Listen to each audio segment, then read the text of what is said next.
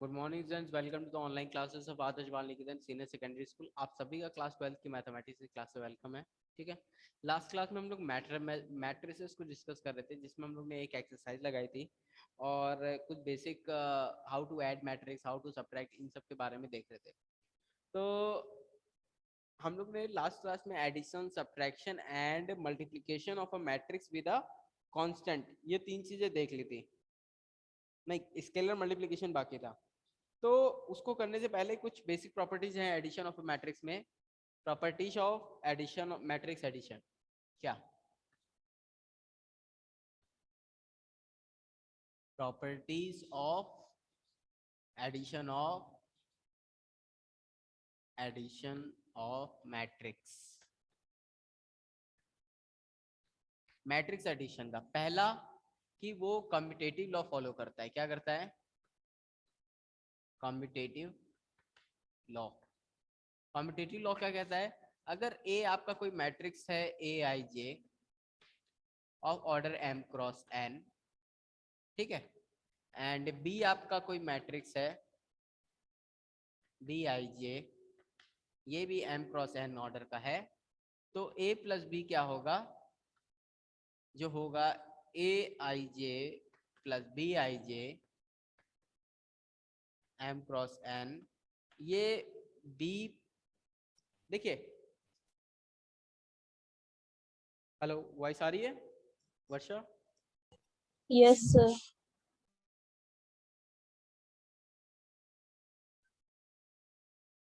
Okay, voice आ रही है ना? Yes sir. ओके, तो जब आपका दो मैट्रिक्स ए और बी दिया हो, ए आई जे बी आई जे के बराबर है, तो एक बात बताइए, और किसी भी दो एलिमेंट्स का एडिशन कम्यूट करता है, यानी कि a i j b i j same as b i j plus a i j m cross n. इसका मतलब क्या हो जाएगा? ये बी प्लस ए के बराबर होगा, यानी कि ए प्लस बी प्लस ए के बराबर होगा कम्यूटेटिव लॉ में। इसी तरह जो है ये एसोसिएटिव लॉ फॉलो करता है। एसोसिएटिव लॉ, एसोसिएटिव लॉ क्या होता है? A plus b plus c is same as a plus b plus c. Okay, ये भी आप देख सकते हैं खुद से। एंड थर्ड है आपका, मैं इन सब का प्रूफ नहीं करा रहा हूँ, प्रूफ इंपॉर्टेंट है लेकिन, ठीक है ना, इंपॉर्टेंट है इनका प्रूफ, इसका इसका जो भी है पढ़िएगा जरूर, ठीक है ना। एग्जिस्टेंस ऑफ आइडेंटिटी, मतलब मैट्रिक्स के लिए कोई ना कोई आइडेंटिटी एग्जिस्ट करेगी, यानी कि अगर कोई मैट्रिक्स ए दिया है आपके लिए, तो there exist matrix O of same order, same order, इसी ऑर्डर का, such that a plus O is equal to O plus a is equal to a. ध्यान रखिएगा, तो ये जो ओ है वो आइडेंटिटी की तरह काम करेगा, ये आइडेंटिटी मैट्रिक्स से जीरो नहीं। अब देखिएगा, थर्ड है इनवर्स, फोर्थ इनवर्स, समझ में आ ही रहा होगा। हर मैट्रिक्स ए के लिए there exist minus A matrix, है ना, such that A minus A is equal to minus A plus A equal to O. ये जीरो क्या है? जीरो मैट्रिक्स है, ठीक है ना। जीरो मैट्रिक्स थोड़ा कैपिटल जी ओ से लिखते हैं, ये समझ लीजिए, या कैपिटल जीरो से, ठीक है ना। तो यही चीज है, ये चार चीजें याद रखिएगा कि हर मैट्रिक्स का इनवर्स एग्जिस्ट करता है, मैट्रिक्स जीरो मैट्रिक्स आइडेंटिटी की तरह काम करता है, एंड मैट्रिक्स का एडिशन कम्यूटेटिव होता है, एंड एसोसिएटिविटी भी फॉलो करता है, ठीक है ना। Properties of scalar multiplication,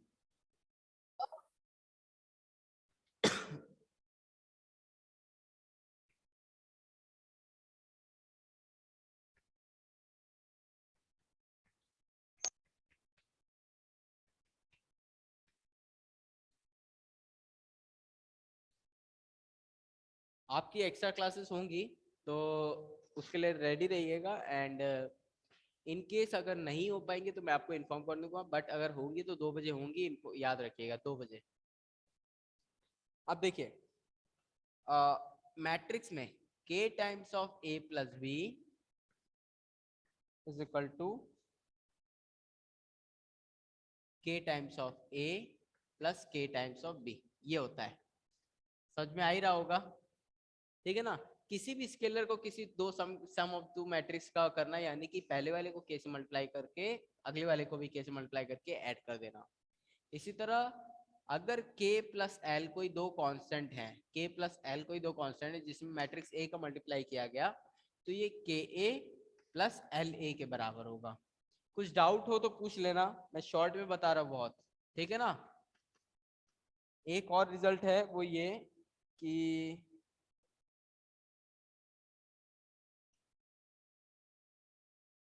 third,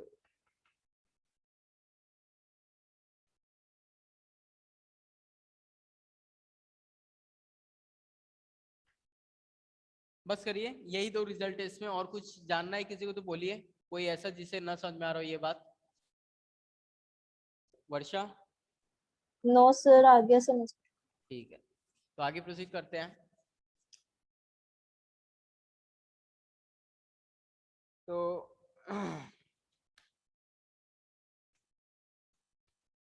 एक आप लोग क्या है, एग्जाम्पल नंबर जो 11 है, 11 इसे जरूर देखिएगा, ठीक है ना। थोड़ा एप्लीकेशन से रिलेटेड प्रॉब्लम है ये, इसे जरूर देखिएगा एग्जाम्पल नंबर 11 को। बाकी 6, 7, 8 वगैरह जो भी क्वेश्चन है, ये आपको 6, 7, 8 जो भी एग्जाम्पल्स हैं वो सिंपल सा है, एक बार देख लें तो क्लियर हो जाएगा। बट एग्जाम्पल नंबर 11 जरूर देखिएगा, आपकी अंडरस्टैंडिंग के लिए बस वो, ठीक है ना। तो इसमें नेक्स्ट मैं टॉपिक बताने जा रहा हूँ, मल्टीप्लीकेशन ऑफ मैट्रिसेस।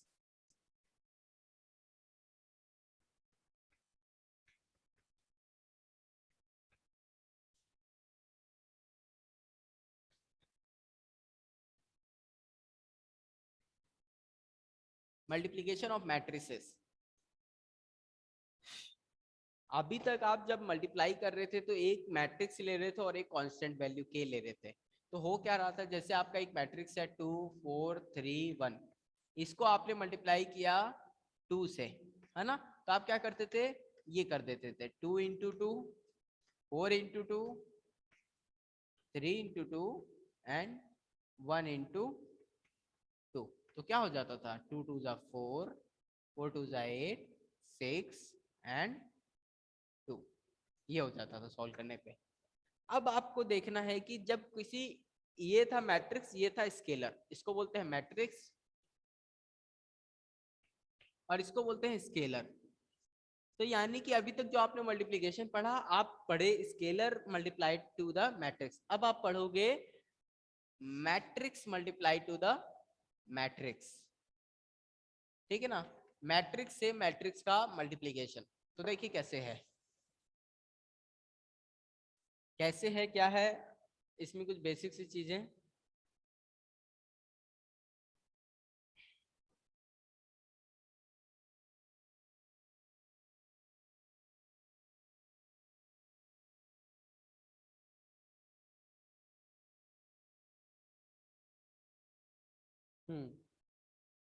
ठीक है, देखिएगा, मीना एंड नदीम, मीना एंड नदीम नाम के दो पर्सन्स हैं, जिनकी रिक्वायरमेंट्स लिखी है कि वो दोनों जन स्टेशनरी शॉप पे जाएंगे, है ना। मीना जो है, मीना जो है वो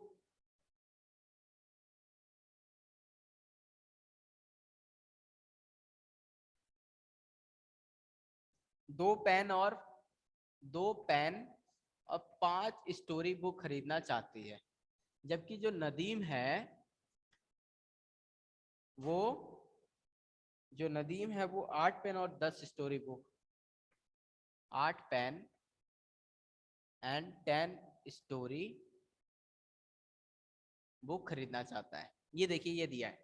तो ये दोनों जब दुकान पे जब गए और उन्होंने पूछा कि पेन कितने की है भाई और स्टोरी बुक कितने की, तो दुकान वाले बताया कि 5 रुपए की हर एक पेन है और 10 रुपए की, सॉरी 50 रुपए की एक स्टोरी बुक है, 50 रुपए की स्टोरी बुक। है ना, ये दिया है। तो आपको कहा in terms of matrix representation we can write the above information as. तो अब पूछेंगे दोनों को कितने कितने रुपए की जरूरत है। तो देखिए इसे जितने रुपए की जरूरत होगा वो हो गया 2 इंटू 5 प्लस 5 इंटू 50। तो क्या हो जाएगा, सॉल्व करेंगे। 55 25 2005 250 एंड 5 2 10, तो हो जाएगा 260। और जबकि इसका 8 इंटू 5 प्लस 10 इंटू 50, तो ये देगा 500 एंड 8 5 40, 540। यानी कि ये जो 260 एंड 540 क्या बताएगा कि दोनों के पास कितने पैसे होने चाहिए इस सामान को खरीदने के लिए। तो इसको मैट्रिक्स के टर्म्स में भी कर सकते हैं। मैट्रिक्स के टर्म्स में ऐसे करेंगे कि पहला जो काम है 2 pen and 5 story book, and यहाँ हो जाएगा 8 पेन एंड 10 स्टोरी बुक। ठीक है ना, ये मीना का है, ये नदीम का है। अब इसको मल्टीप्लाई करेंगे किससे, 2 से 2 एंड 50। 2 एंड 50 रुपीज कॉस्ट है, 5 and 50 rupees, 5 and 50 rupees cost दिया गया है आपको। तो जब आप इसको मल्टीप्लाई करेंगे तो क्या हो जाएगा, इस वाली रो को इससे मल्टीप्लाई करेंगे, फिर इस वाली रो को इससे। तो ये देखिए 2 into 5 plus 5 into 50 and 8 into 5 plus 10 into 50, तो क्या हो जाएगा 260 एंड 540। ये देखिए यानी कि मीना का जो कॉस्ट पड़े, मीना का 2 पेन और 5 स्टोरी बुक का 5 रुपए और 50 रुपए की कॉस्ट से 260 रुपीज उसको चाहिए। इसी तरह नदीम को 8 पेन और 10 स्टोरी बुक 50 रुपए की कॉस्ट से, अरे 2 और 5 और 50 रुपए की कॉस्ट से 540 रुपए उसके पास होने चाहिए। तो यही केस है कि मैट्रिक्स के टर्म में इस काम को कैसे कितना इजीली कर दिया हम लोगों ने। तो यही चीज है। इसमें एक बात ध्यान रखिएगा कि हुआ क्या, फर्स्ट रो को कॉलम वाइज मल्टीप्लाई किया है, सेकेंड रो को भी कॉलम से मल्टीप्लाई किया, रो को रो से मल्टीप्लाई नहीं किया। अगर हम इसको ऐसे लिख देते यहाँ पर, ठीक है ना, अगर हम इसे ऐसे लिख देते, Radhika yes sir. WhatsApp group में अटेंडेंस दे देना। Yes sir. अगर हम इसे ऐसे लिख देते तो इस रो को इस रो से मल्टीप्लाई करना ये गलत होता। अब क्यों ऐसा हो रहा है कि क्यों रोज एंड कॉलम्स इस तरह किए जा रहे हैं, क्यों इसे रो में लिख के नहीं कर सकते, ठीक है ना। एक तो पहली चीज है कन्वीनियंस की, फर्स्ट रो को फर्स्ट कॉलम से, फर्स्ट रो को सेकंड कॉलम से। अभी आगे और करेंगे तब पता चलेगा, एक आध एग्जांपल और करेंगे तो ये होता है कि यानी कि रो को कॉलम वाइज मल्टीप्लाई किया जाता है, ये ध्यान रखिएगा। मल्टीप्लिकेशन किसी मैट्रिक्स का किसी अनदर मैट्रिक्स से मल्टीप्लाई करते वक्त रो को कॉलम वाइज मल्टीप्लाई किया जाता है, ठीक है। तो यही चीज है, हम लोग को आइडिया तो लग गया कि मल्टीप्लाई करने में रो और कॉलम का इस्तेमाल होता है, पहले का रो और अगले का कॉलम। अब एक दो और मल्टीप्लाई करके देखेंगे मैट्रिक्स, फिर क्लियर हो जाएगा और, ठीक है ना। तो देखिएगा कैसे होगा, जैसे कि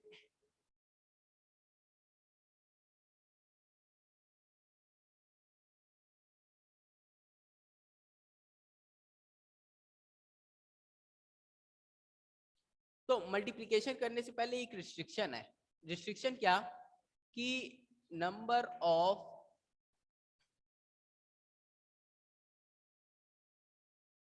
columns in A should be equal to number of rows in B। यानी कि जब आप दो मैट्रिक्स ले रहे थे तो इस वाले में क्या था, इसमें 2 रोज एंड 2 कॉलम थे, और इधर वाले मैट्रिक्स में सिर्फ एक और एक कॉलम था और 2 रोज थे, ठीक है ना। तो ये कितने क्रॉस का मैट्रिक्स होगा, 2 क्रॉस 2, और ये वाला 2 क्रॉस 1।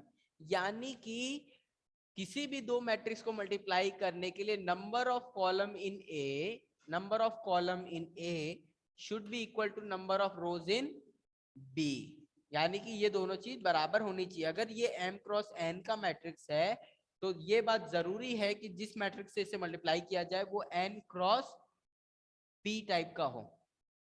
ये p कुछ भी हो सकता है, लेकिन ये वाला इसका रोज एंड इसका कॉलम एक जैसा होना जरूरी है।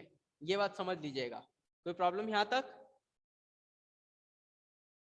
No sir. ओके तो अब हम लोग एग्जांपल देखेंगे जिसमें ऐसा किया गया है और फिर देखेंगे उसमें number of rose and column कैसे इक्वल है। ठीक है ना? इसमें इसको बाद में बताता हूँ। सी एंड डी, जैसे मान लीजिए आपको एक मैट्रिक्स सी दे दिया,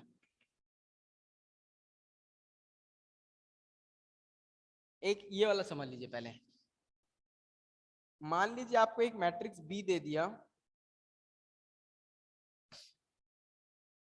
जो कि एक कॉलम मैट्रिक्स है, यानी कि B1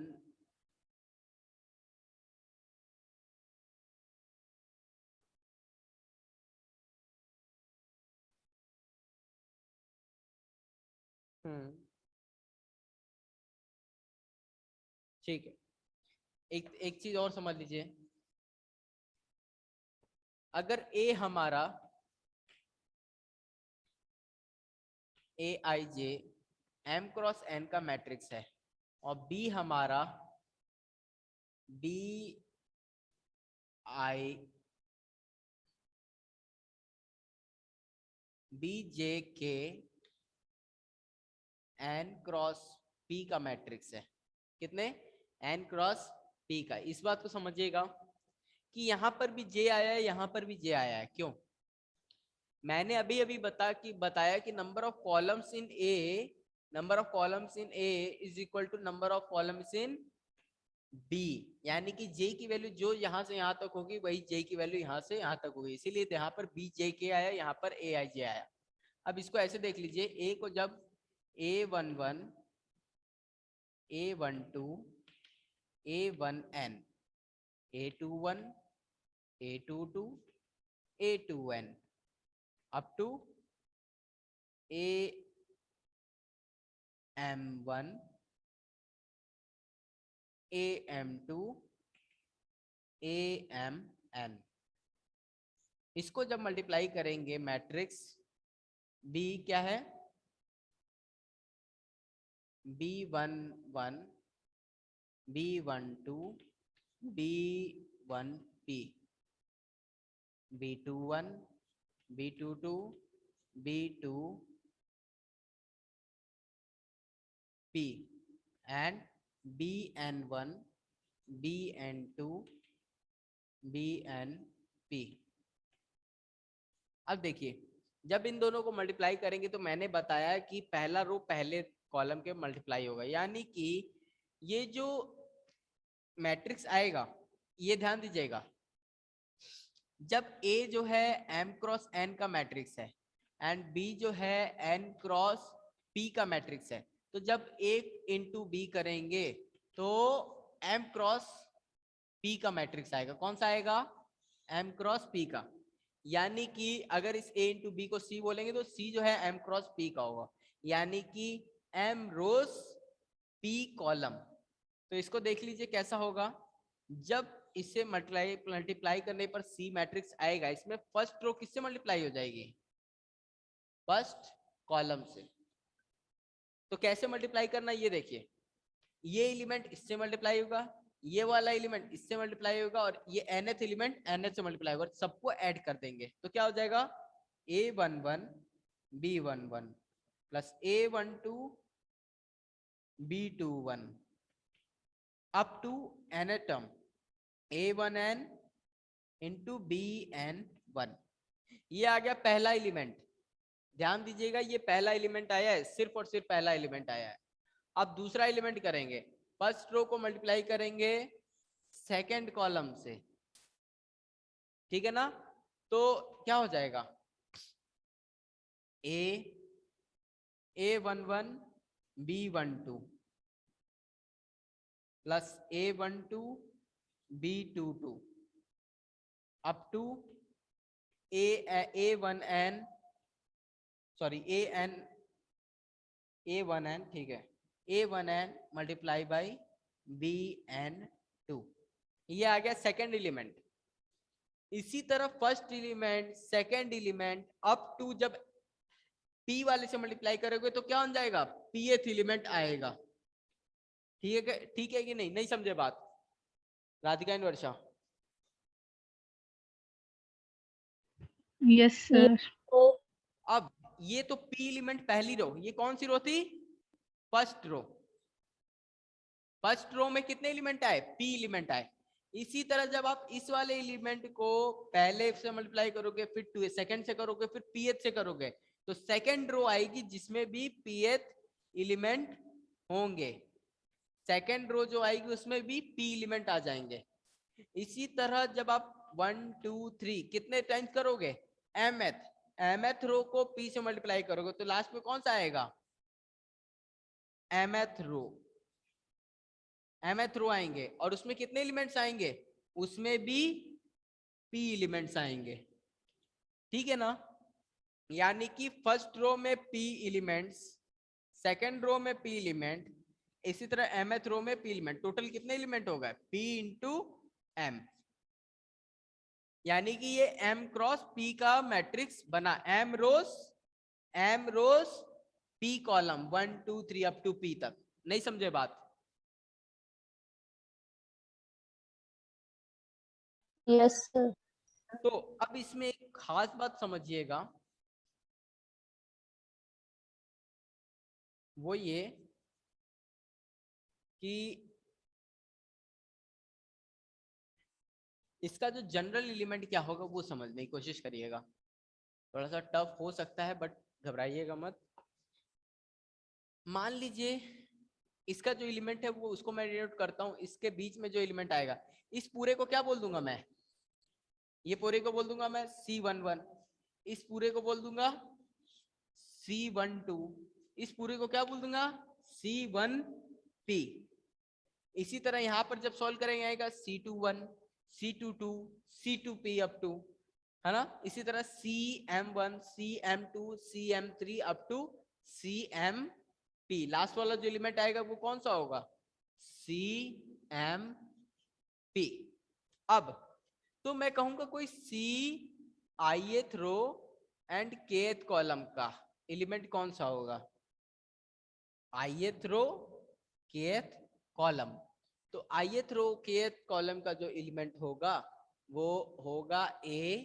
तो देखिए फर्स्ट रो था तो फर्स्ट आ रहा था सब में, ठीक है ना, एंड सेकंड रो होगा तो यहाँ पर सेकंड आने लगेगा। इस तरह से समझिए ith row and kth column.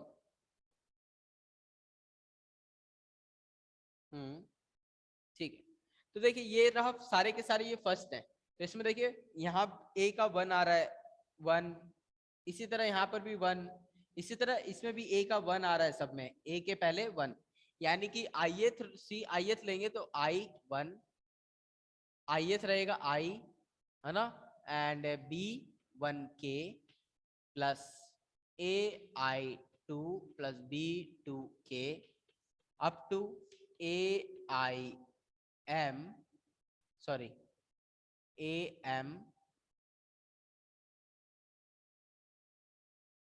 AIN। देखिएगा ith row first row nth element किससे मल्टीप्लाई होगा, nth रो फर्स्ट एलिमेंट से, तो AIN मल्टीप्लाई होगा BNK से। ये हो गया,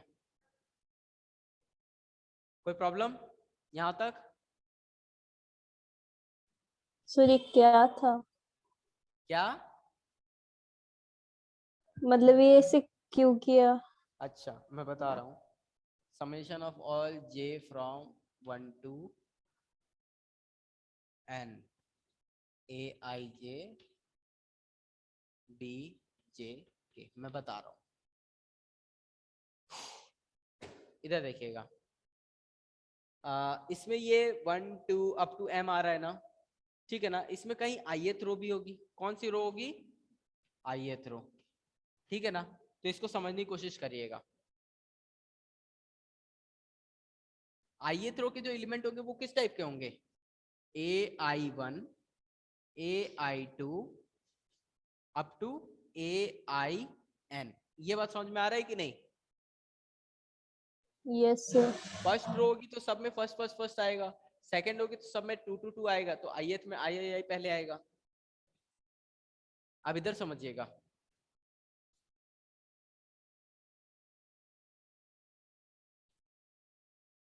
अब इसमें first column, second column, third column, तो जेथ कॉलम क्या होगा, A1J B2J up to BNJ।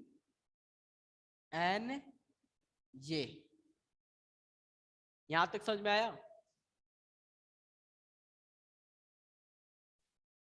Yes sir. जे नहीं, यहाँ पर के होगा, मतलब केथ कॉलम समझना, के बोल रहा हूं मैं, जे नहीं, वो गलती से लिख दिया। अब देखिए, और लास्ट में जो हो जाएगा B1, B जो है हमारा B1P B2P BNP। अब देखिएगा, मैंने कहा अगर आपको ये निकालना है C11 क्या है, ये वाला एलिमेंट, तो फर्स्ट रो को फर्स्ट कॉलम से मल्टीप्लाई कर रहा है। C1 का मतलब फर्स्ट रो को फर्स्ट कॉलम से मल्टीप्लाई करना है ना, तो C11 आ गया। C12 का मतलब फर्स्ट रो को, ये फर्स्ट रो को सेकंड कॉलम से मल्टीप्लाई करना है ना। इसी तरह C1P का मतलब हो गया फर्स्ट रो को pth कॉलम से मल्टीप्लाई करना। इसी तरह C21 का मतलब हो गया सेकंड रो को फर्स्ट कॉलम, सेकंड रो को फर्स्ट कॉलम से मल्टीप्लाई करना।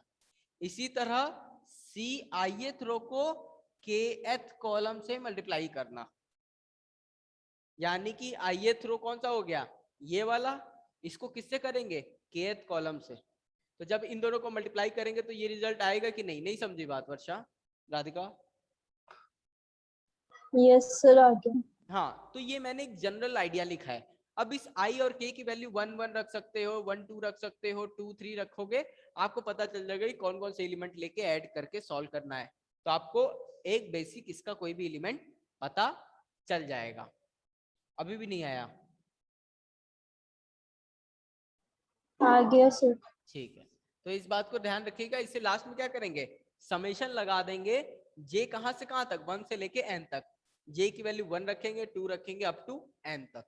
ठीक है ना? तो ये बेसिक सा चीज था, इंपॉर्टेंट था और थोड़ा सा मुश्किल हो सकता था, बट अच्छी बात है आप समझ गए। एक बार पढ़िएगा इसे, जो भी बताया आज, ताकि आप आज की अगली क्लास में और अच्छे से समझ सकें।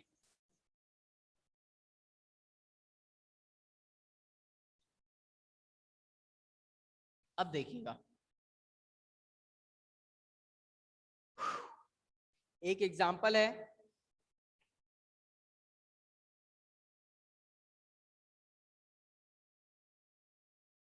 एग्जाम्पल नंबर 12 देखिएगा। एग्जाम्पल नंबर 12 में आपका ए दिया है 6 9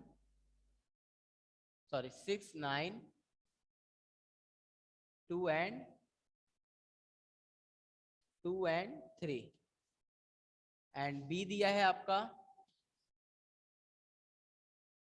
2 6 0 7 9 8।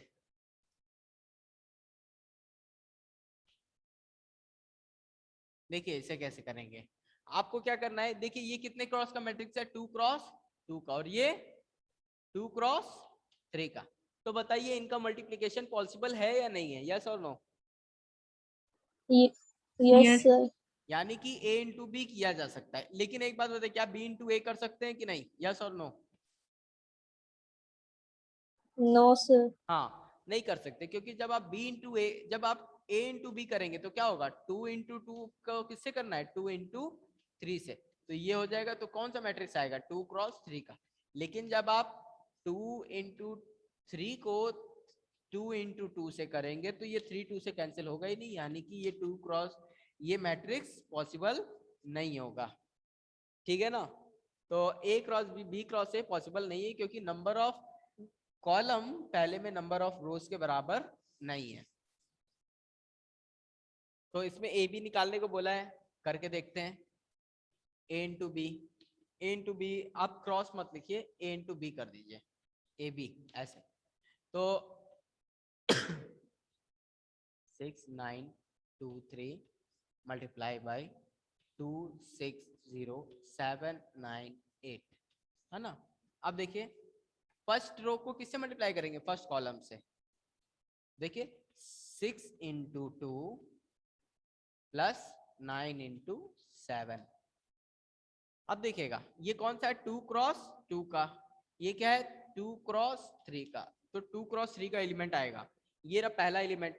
अब 6 और 9 को 6 9 से इधर से मल्टीप्लाई करेंगे, 6 into 6 plus 9 into 9। Next 6 into 0 plus 9 into 8। First row में कितने एलिमेंट आ गए, 1 2 एंड 3। नेक्स्ट देखिएगा 2 3 को, 2 multiply by 2, first row multiply by first column, 2 into 2 3 into 7। 2 into 3 को 6 9 से, 2 इंटू 6 प्लस 3 इंटू 9। नेक्स्ट देखिएगा 2 3 को 0 8 से, 2 इंटू 0 प्लस 3 इंटू।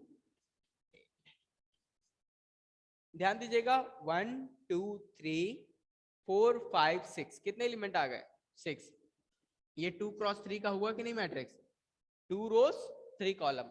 अब इसे सॉल्व कर देंगे, क्या हो जाएगा, 6 2 जा 12 है ना, एंड 9 7 जा 63, 63 प्लस 12 कर देंगे तो आपका हो जाएगा 73 प्लस 2 75।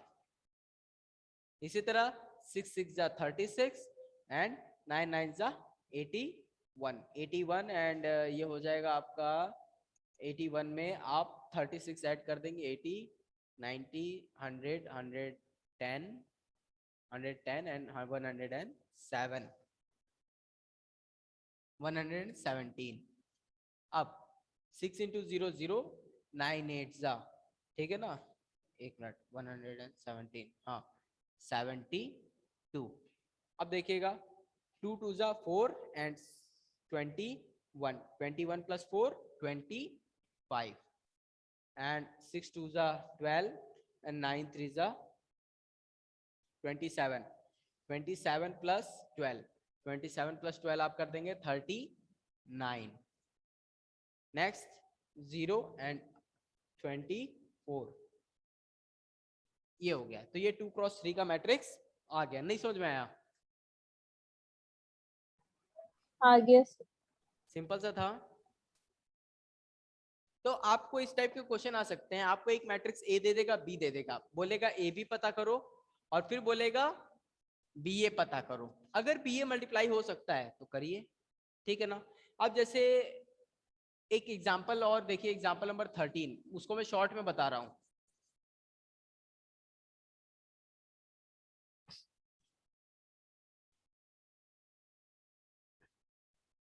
देखिएगा एग्जाम्पल नंबर 13 में ए बी देखिए, ए का मैट्रिक्स दिया है 1 -2 3 1 -2 3 एंड नेक्स्ट बी दिया है -4 2 5 एंड बी दिया है आपका 2 2 4 एंड 2 3 5 एंड 1। अब ध्यान दीजिएगा ये कितने का है, 2 क्रॉस 3 का और ये 3 क्रॉस 2 का। चलिए फट से बताइए क्या ए इंटू बी पॉसिबल है, A B matrix A B. Yes sir. हाँ, और उसका ऑर्डर क्या होगा, 2 क्रॉस 2। ये मैट्रिक्स पॉसिबल है और उसका ऑर्डर होगा 2 क्रॉस 2 का। चलिए अब बताइए क्या बी ए पॉसिबल है, यस सर। हाँ, उसका ऑर्डर क्या होगा, 3 क्रॉस 3। तो इसका ये भी पॉसिबल होगा और इसको जब आप करेंगे 3 क्रॉस 2 को 2 क्रॉस 3 से तो ये 3x3, 3x3 का मतलब क्या हो गया, ये भी ध्यान रखिएगा, इसमें कितने एलिमेंट्स आ रहे हैं, 2 रोज मल्टीप्लाई बाय 3 कॉलम, 3 2 जा 6 एलिमेंट आ रहे हैं, इसमें 3 2 जा 6, 3 रोज मल्टीप्लाई बाय 2 कॉलम। इसी तरह इसमें कितने एलिमेंट्स आएंगे, इसमें 9 एलिमेंट्स आएंगे, इसमें 4 एलिमेंट्स आएंगे।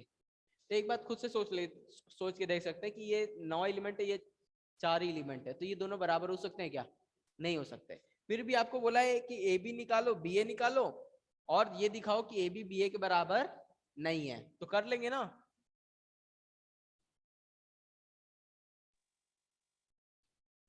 एग्जाम्पल नंबर 13 देखिए।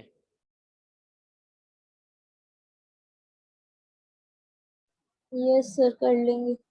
तो लास्ट में इसके एग्जाम्पल में ही जब एग्जाम्पल सॉल्व कर दिया है, ए बी और बी की वैल्यू निकाल दी और ये लिख दिया, उसके बाद लिखा है in the above example the order of A B is not equal to the order of B A, that means there exist some element which are present in any one of them but not in other, so the given two matrices are not equal. Okay, example number 14।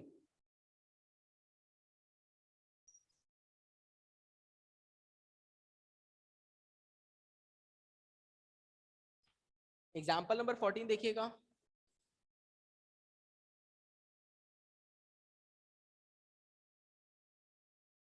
तो हमें क्या पता चला कि matrix से matrix का, किसी matrix का किसी अनदर मैट्रिक्स से मल्टीप्लाई करेंगे तो जरूरी नहीं है कि वो कम्यूटेटिव लॉ फॉलो करे, ठीक है ना, वो दोनों मैट्रिक्स कम्यूटेटिव लॉ फॉलो करे ऐसा जरूरी नहीं है।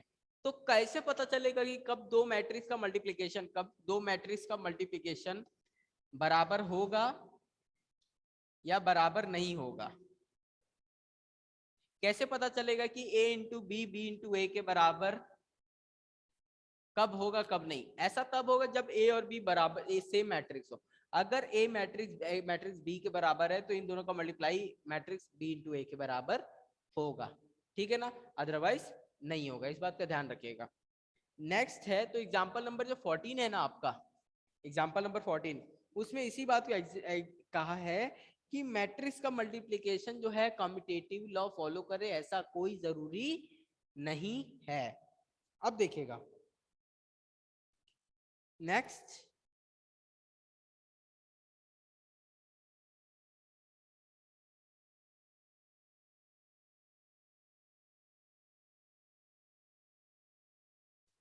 एक एग्जाम्पल जो नोट है आपका पेज नंबर 76, पेज नंबर 76 में एक नोट है। नोट क्या कि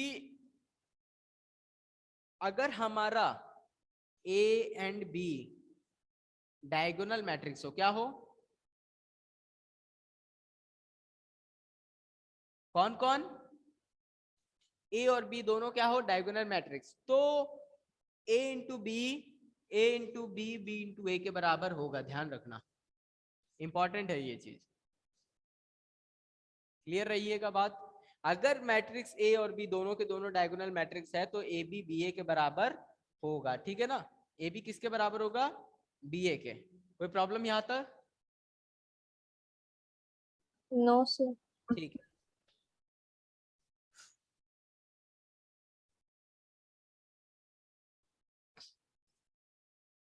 इसमें थ्योरी ही है ज्यादा, बाकी सवाल इजी इजी रहते हैं, बस एक बार आपको सीखना है सारा। एंड लास्ट में एक चीज देख लीजिए,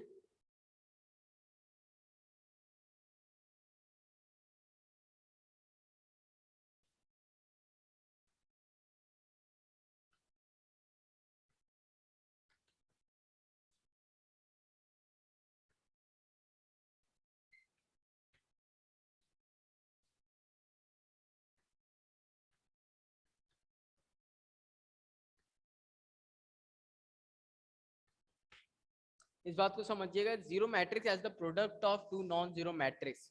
कोई भी जीरो मैट्रिक्स जरूरी नहीं है कि वो किसी दो जीरो नॉन जीरो मतलब दोनों में से कोई एक जीरो होगा। यानी कि आपको याद होगा जब आप ए और बी कोई दो नंबर बोल लेते थे और बोला कि मैंने बोला कि इन दोनों का मल्टीप्लाई जीरो होगा, आप कोई भी दो नंबर लिए उनको मल्टीप्लाई किए बोले जीरो होगा, यानी कि इनमें से या तो ए जीरो होगा या तो बी जीरो होगा और बोथ।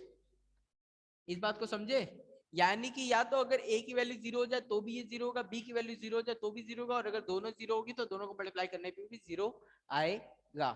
मैट्रिक्स में ऐसा जरूरी नहीं है कि मैट्रिक्स में अगर कोई दो मैट्रिक्स का मल्टीप्लाई कोई 0 मैट्रिक्स आ रहा है, तो ऐसा कोई जरूरी नहीं है कि a 0 हो या b 0 मैट्रिक्स हो या फिर दोनों 0 मैट्रिक्स, मतलब दोनों नहीं, एक टाइम पर दोनों 0 मैट्रिक्स हो, दोनों एक साथ। ठीक है ना, नहीं समझे बात Radhika and Varsha? Yes sir. है ना, या तो एक बार में a 0 हो या b 0 हो, ऐसा कोई जरूरी नहीं है। हो सकता है कि दोनों के दोनों 0 ना हो फिर भी ये 0 आ जाए। जैसे कि एग्जांपल दिया है, देखना एग्जांपल, आपका एग्जांपल नंबर ये है 15।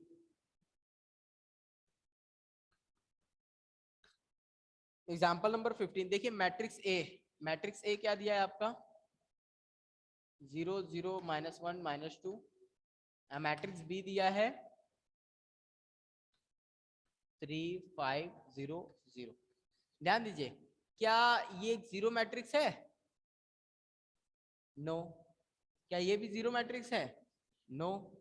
यानी अब देखिए a इंटू बी को जब आप सॉल्व करेंगे तो देखेंगे 0 आ जाएगा, ऐसा कुछ आएगा 0 इंटू 0 0 0, यानी कि ये एक 0 मैट्रिक्स आ गया। ठीक है ना, a और b के 0 ना होने के बावजूद ये a इंटू बी 0 के बराबर आ गया। ठीक है ना, तो ये ध्यान रखिएगा। यहां तक समझ में आया राधिका एंड वर्षा?